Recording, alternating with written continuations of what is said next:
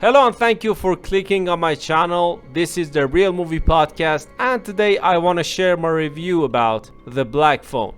The director of this movie is Scott Derrickson. His most famous movies before The Black Phone are the first Doctor Strange from MCU and the movie Sinister, which is really scary. The actors of this movie, the one and only underrated Ethan Hawke, that you might know from, if you are a MCU fan, you might know as Arthur Harrow in the TV show Moon Knight, and if you are a fan of dramas or romance movies, you might know him from the Before trilogy, or is it 4 movies, the Before Sunrise, Before Sunset, or I don't know. And he has been also in many indie movies as well. The plot of the movie is actually pretty simple. There's a kidnapper in town in the late 70s in a small town in America. He kidnaps children and he kills them after a few days. We follow this kid who is the protagonist. The name is Finn, and the kidnapper in the movie goes by the name The Grabber, kidnaps our protagonist, and we follow Finn. About the things that I liked in this movie. Well, first of all, the plot is really straightforward and simple, and I really miss that. These days when you watch a movie, there are so many plot twists and so many stories, short stories mashed into one movie, that you kind of lose your grip in one story. And at the end of the movies, when all of those stories come to an end, you feel really underwhelmed. This movie had only one story, and it kept it interesting, and it was really good in that aspect. The second thing that I liked in this movie was the villain. First of all, there is no introduction of the villain in this movie. He goes only by the name The Grabber. We don't know his name, we don't know his motives, we don't know why is he doing all of this. This lack of presence of the villain in a movie could result in 2 things. It's either really good or it's really bad, because the character is underdeveloped. But in this movie it was perfect, it was really good, because whenever he was on the screen, I was really scared most of the times, because I didn't know what he was capable of. I also have to mention the supernatural elements in this movie, which was just exactly on point, and they were really good. They moved the plot forward. When you have supernatural elements in your movie, you might go over the top because you are creating a platform that you say, okay, so many things can happen.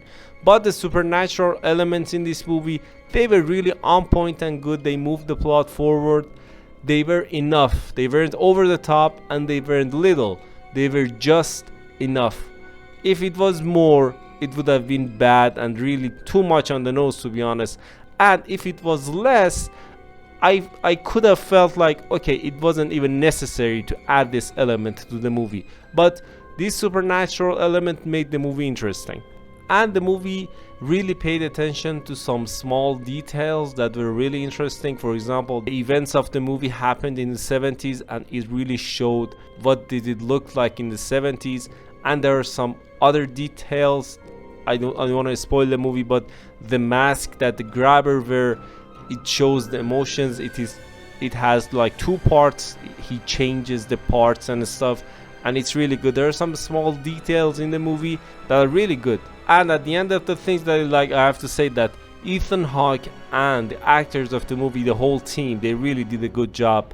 Especially Ethan Hawke, who I said at the beginning, he's really underrated because he's he's one of the best actors, delivers everything. He was really wonderful in this movie. Even though he wore a mask for most of the movie, it was really wonderful. And I really like the idea of the mask for the villains, because it can be a symbol of so many other things. And this movie really transferred the message in a subtle and good way. And the things that I disliked about this movie, I cannot deny that the movie is a bit forgettable. Although I was really entertained, it didn't stood out for me. It was like a good movie that I watch and it's over, and I don't think about it in like in a week or 2. It is still kind of matters that I remember the movie after a few weeks or months.